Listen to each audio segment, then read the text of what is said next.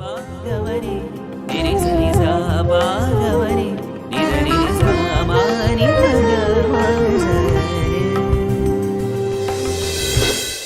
Loving Sai Ram and greetings from Prashanti Nilayam. I wish to pick today's talk on one of the topics featured in the guidebook for study circles brought out recently by the Sri Sathya Sai Seva organization. The topic I am having in mind relates to what has been referred to in the guidebook as the PN cycle. By the way, the contents of the guidebook are also being regularly presented in our journal Heart to Heart under the heading Getting Spiritually Better.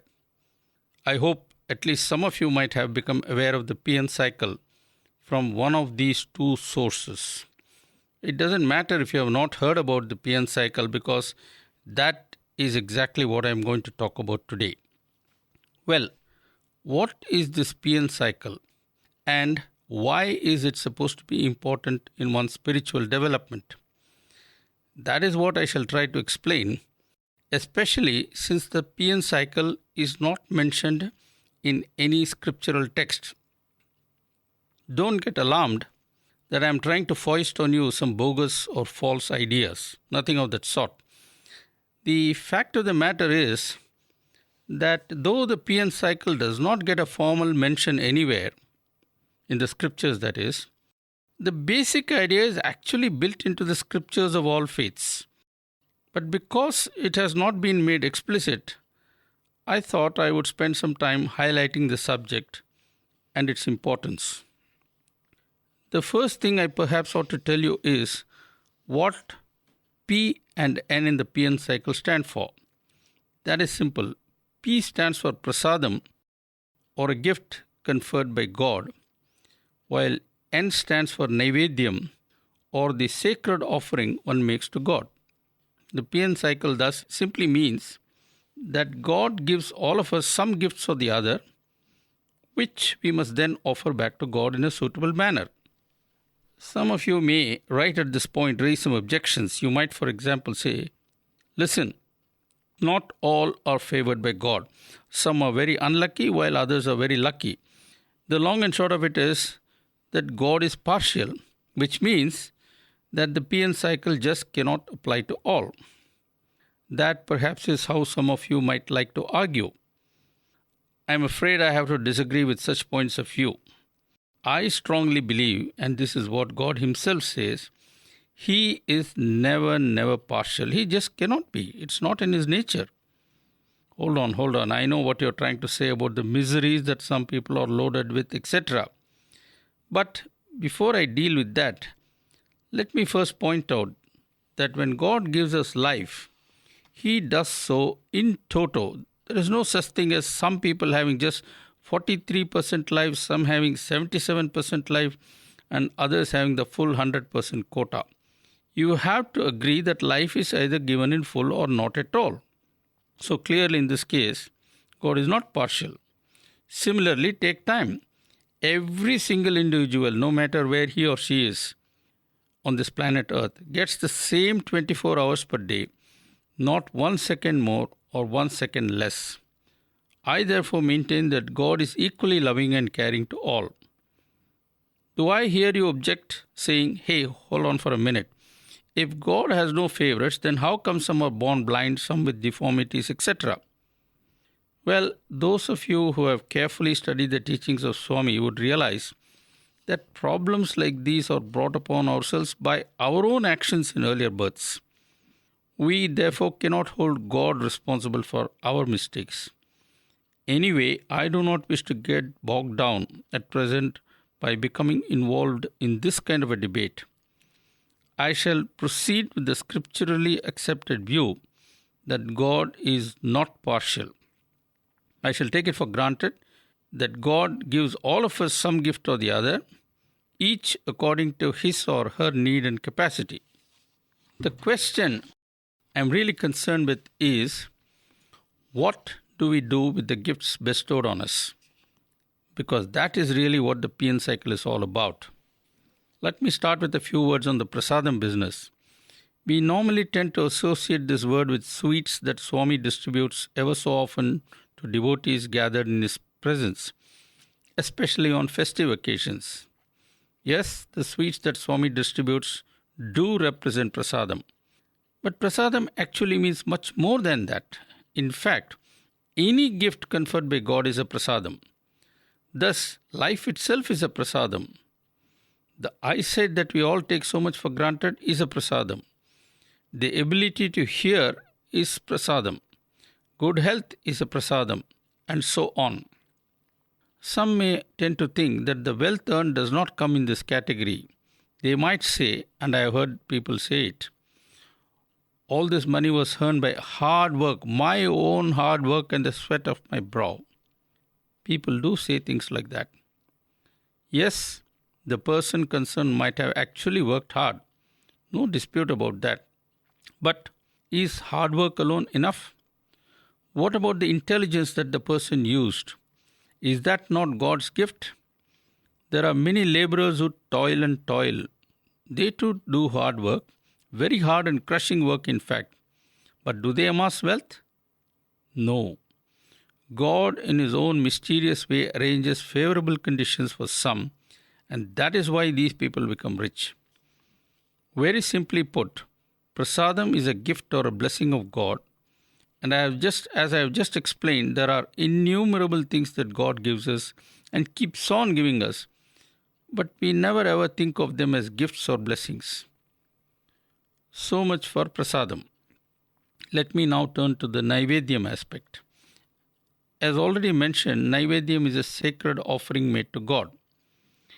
When we eat food, we all chant the Brahmarpanam sloka.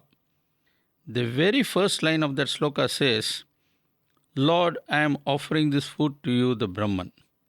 I know that some may object to even this statement with the argument that we are the persons eating the food, and so how can we claim it is being offered to God? Well, that is a question I have dealt with earlier. In any case, I shall maybe return to it in a later talk, but for the present, I presume that I have explained at least the essence of what these two words, namely prasadam and naivedyam, actually mean. We can now link these two words and try to understand what exactly the PN cycle means. Very simply, God gives us gifts, and we must use these gifts to make suitable offerings back to God. How? That is the question that would occupy our attention next. But before I do that, I would like you to listen very carefully to the audio clip that would now be played for you. This clip is a recording of an interview given to BBC by an American millionaire. Please listen carefully, for it highlights precisely what I am trying to convey. There's nothing new about a millionaire giving away vast amounts of his or her fortune. It may be unusual, but it happens. But consider the idea of giving away not only most of your wealth, in this case $45 million, but a part of your body, your kidney, as well. Mad, sick, or simply altruistic? Well, that's the debate that's already started in the US over the case of Zell Kravinsky. Zell is 49 with a wife and 4 kids, came from a poor family in Philadelphia and made his fortune in property deals, a real American dream success story. But he's never been one to spend a lot, and eventually came to the conclusion that he should give most of the money away to hospitals and charities. But that wasn't enough. Why, he argued, should he have 2 kidneys when people were dying for the want of a transplant? Well, eventually he persuaded a hospital to transplant one of his kidneys into a woman he'd never before met. His wife was furious when she found out. I spoke to Zell and I asked him the obvious question, why did he do this? My consistency, some people find neurotic, but I think that the mathematics that leads to one donation leads to another. The reasons that you have for giving a little are the same reasons you have for giving a lot. In other words, they involve a ratio. Either the ratio is I equal you or I equal 1,000 of you. If I equal 1,000 of you, then maybe I should keep everything. But if I equal you, if each of us has in our lives the value of one life, then I should survey my neighbors and see who needs whatever I have more than I do. You're pretty much a numbers man, aren't you? Do you tend to make decisions based on odds or numbers or ratios and things like that? I think I largely do. For instance, if you give a kidney, your odds are 1 in 4,000 of dying, and yet the recipient's odds are 1 in 1 of dying if she doesn't get the kidney, and I find that compelling. Put like that, I can see why you find it compelling. How did you come to this decision to actually? I mean, it's quite easy, relatively easy to understand giving the money away, but how did you come to the decision to give an organ away? I'd always been looking for something to do that would benefit others more than myself. It was always my dream, and when the money was given away, I didn't know what else to give, but I had read about live donations. So you decided that you would do this. You'd give a non-directed, not directed at any particular recipient. Yeah, definitely. I think the odds were compelling. And I did want it to go to a low-income African-American, so I chose a transplant center in a hospital that only services that population. You say it's 1 in 4,000 chance of dying during the operation, but that is still a chance that obviously doesn't exist if you don't have this done to you. You have kids. You've got 4 kids. You've got a wife. Did you worry about that element? Well, I did the math with my kids, and the probability that one of my kids would need my kidney was infinitesimal. But you could have died. I mean, you could have. Unlikely, I but could you could have. That's true. To every event, there must be assigned a probability. I merely thought that if my mortality were the only consideration holding me back, then I was valuing my life at 4,000 times hers. And that valuation, though common in our debased society, is to me compelling. You say that you went to an inner city hospital because that's basically the sort of person you wanted to get your kidney. What was their reaction? What did they first say when you turned up there? When I first turned up, the surgeon who interviewed me, he asked me what I do and what I had done, and when I told him about the philanthropy, and I happened to have 2 doctorates, and I mentioned that, and he decided I was grandiose and called up the psychiatrist who was supposed to interview me and told him the same. But I think they went to Google and found out that I wasn't. They found out you were the real thing? Yeah. Interestingly, your wife is a psychiatrist and a doctor as well. What does she think of all of this? Because you actually went ahead with this without her knowing, didn't you? Yeah, she read about it in the newspaper in the supermarket, and she also was besieged by the media. She must have been horrified. Oh, she was absolutely horrified. Has she forgiven you now? I wouldn't say forgiven, but we're not splitting up. And you're on speaking terms. And we're on now. speaking terms. You asked to meet the recipient of your kidney before the operation went ahead. Tell me a little bit about her. Well, she's a wonderful person. I could tell right away that she was a better person than me, and in that sense alone, she deserved my kidney. She's extremely religious, goes to a Bible college, and intends to set up a shelter for women in transition, for abused women. What is it, do you think, in your past that's made you like this? Because you are unusual. I can't think of anyone else who would do this. I guess I've always been eccentric. I don't understand why everybody isn't doing it. I plainly don't understand why I should be speaking and thinking in a language that so many in the rest of the planet don't. I don't mean that I'm better than other people, because I know that I'm morally average, but I think differently, and the losses and gains that are, to me, manifest and significant don't seem to be observed by others. Can I ask you, do you feel happier for having done this? You know, I feel that I've done something that, if you remember the Gershwin tune, They Can't Take That Away From Me, I feel that no matter what I do, all the good and bad things that I'll do in the future, and there'll be many bad things, but this was a good thing, and nobody can take this away from me. No event in my life, no evolution in the world, nothing I do in the future can take that away from me, and that leads to some happiness. What will you do now? Will you set out to rebuild your fortune, maybe give that away as well? Well, I guess now I'm giving away for the future because I started a real estate investment fund, and my shares are given in trust to Johns Hopkins and the NIH. So I won't receive economic benefit, but I'll have the joy of raising money again. And you're working hard to do that now? Oh, yeah. Very hard. I'm also attempting to get, I guess, a couple of messages out. One is, I'd say the urgency and the slight degree of sacrifice that there is in donating a kidney. It's more than a slight degree. I think of it differently. I think if the odds were 100 to 1, it would be worth doing, or even perhaps 10 to 1. But 4,000 to 1 that's probabilities come to many things we do every day.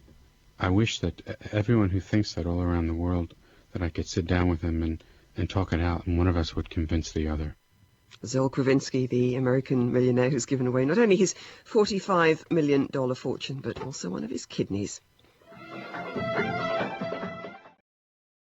Well, I hope you heard carefully all that was said in the clip just played for you. We have here the case of a man who gave away $45 million for good causes. And $45 million, believe me, is no small change, even in America. And not just that, having given almost all his wealth, this man has also donated one kidney just like that. No donor actually approached him. Instead, he simply said, "Why do I need 2 kidneys? What if I gave away one? Okay, if I live with just 1 kidney, there is a chance that I might die right away if there is a kidney failure, because there is no standby. But what is the probability of such a death? They say it's 1 in 4,000. I can jolly well take that risk when my donation can save a life with 100% certainty." And thus it was that this man went out of the way to a hospital that catered to the underprivileged and donated his kidney to an unknown and poor Afro-American woman who would otherwise have died. You remember what he said when asked by the BBC interviewer whether he was eccentric? He said maybe, but then he also expected others to be eccentric. In fact, he was not quite able to understand why they were not behaving like him. And by the way, having donated 1 kidney and $45 million, he has not stopped sharing. He's back in business, and this time he has donated all his shares in advance to the Johns Hopkins University and the National Institute of Health so that they can use the money earned for good purposes and for public benefit. Let us digest all this slowly. Now, God gave this person the gift or prasadam of wealth. Suddenly, one day, he felt that this gift must be used for the benefit of society. Now, this person has never heard of Swami or beloved Swami. Yet, what has his inner voice, that is to say Swami, who is the indweller, told him? It said what Swami has told us many, many times, the same thing. And Swami has told us that wealth accumulated is foul and is like dung piled up in one place. But when the manure is spread, there results a bountiful crop. In the same way, when wealth is spent for the benefit of society, everyone benefits. This man listened to his inner voice and promptly acted in accordance with that advice. And this man not only donated away his fortune, which many people have done before, but also took the extraordinary step of spontaneously, giving away a kidney almost just like that. Well, dear brothers and sisters, that exactly is what the PN cycle is all about. The blessings that we mistakenly imagine is the result of our own effort are in reality God's special gifts to us. And we are at best his trustees. Swami often talks about his central trust and how so-and-so is a member of the central trust, etc. In actual fact, every single human being is a trustee of Swami, charged with the responsibility of managing something or the other that Swami has specially given to that person. Nothing that we have, including our life, belongs to us. God is the true owner, and we are merely his trustees. Trustees who are expected to act for and on behalf of God. Okay, all this is fine, but how about some practical tips about being a good trustee? How does one spend or use God's gifts for His work? Swami has given the golden rules. First and foremost, we must stop being selfish, which means that anything we do must be done keeping in mind the good that act would do to others, rather than the benefits that it might bring to us personally. I remember in the British days, many would give to charity, not for helping people, but to get one of the titles that the British used to confer. Why, even in temples in South India, one can see lights, etc., all over the place, with the names of the donors prominently inscribed. Swami tells the story of a man who donated a ceiling fan to a temple and had his name painted boldly on each of the 3 blades. Later one day when he went to the temple, he saw the fan, but it had been put on. Furious, he scolded the temple trustee. I gave the fan so that people would see my name. If the fan is put on and the blades rotate fast, how can people read my name? When Swami tells this story, we all laugh. But then, that indeed is the way of the world. And even today, people act like that, though they may resort to more sophisticated methods. The bottom line seems to be, what's there in it for me? Instead, the bottom line ought to be, Lord, you gave me everything. Let me offer it back to you via society. For don't you say that service to man is service to you? Service with love and the thought that what we think we are doing as service to our fellow beings is actually service being done to God, who is residing and hiding in each and every one of those whom we think we serve. Service is the best naivedyam we can offer to God. Some of you might not be convinced by all this. You might shake your head and say, this guy doesn't know what he's talking about. This American was a rich person. He was a millionaire and he could easily afford to give the money away. Me, I am struggling to make both ends meet. How can I give anything? That is the sort of argument that many of us might make and try to escape. I agree that not everyone can give money. But what about love? If Swami is in us, as he is constantly telling us, then surely there is also love in us, since Swami is love and nothing except that. So, why can't we give others a bit of love with, say, a nice smile? How much does it cost to smile and be polite and nice? Oh yes, of course it costs time, but can't we spare at least a few moments to be nice, sweet and helpful, even if it be in small ways? At this point, I would like to briefly recall the story of a young man named Sridhar that I read about some years ago in a magazine. This boy was about 18 at that time and he was living in Madras. He was struck by polio when young and therefore could not attend school. Soon, almost everyone began to look upon him as a burden, and this made poor Sridhar even more miserable. Undaunted, he tried to forget his difficulties by constantly listening to the radio. In the process, he learnt English by listening to the BBC. When the BBC heard about it, it presented him with a good shortwave radio. Sridhar used this radio to learn German in the same way he learnt English. One fine day, young Sridhar decided he would put to use the skills he had gained. Thus, he began to give tuition to the son of the maidservant working in their house. The maidservant was overjoyed, for who would give free lessons? And she could not afford to send her son to school. When others in the slum where this maidservant lived heard about this free tuition being given by Sridhar, they too sent their children to Sridhar for lessons. Soon, all this caught the attention of some of the boys living in the same street as Sridhar. Inspired by him, they formed a club and went out to do what Sridhar did at home. Meanwhile, some relative visiting from USA saw Sridhar's handicap and donated a wheelchair. And thanks to that, Sridhar now became mobile. And in this way, he could lead his group to various slums and render help there. Sridhar's story is by no means unique. There are many others like that, but unfortunately the media couldn't be bothered about these inspiring tales. How many of today's children know the incredible story of Helen Keller, who was deaf, dumb and blind? And what a lot she did for humanity. When she could do so much with so many handicaps, how can many of us who have been better endowed by God complain? Actually, we do not have to do great or earth-shaking things.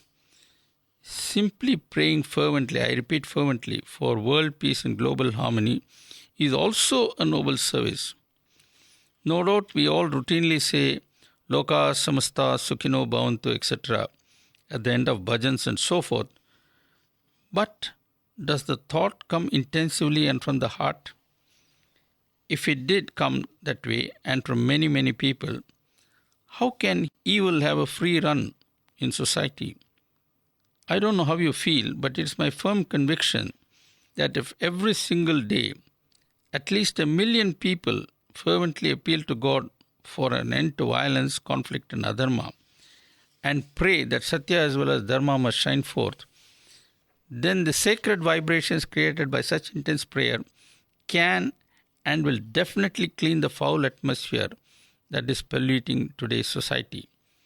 And with that would be launched the beginning of a new era. That is what we must do to make Swami's golden age come true, instead of passing the buck to him. The buck stops with us, I am afraid, and not with him as we tend to imagine. I guess I have provoked you enough for today. Any complaints? We welcome them. More the merrier. As always, write to listener@radiosai.org. Thank you and Jai Sai Ram.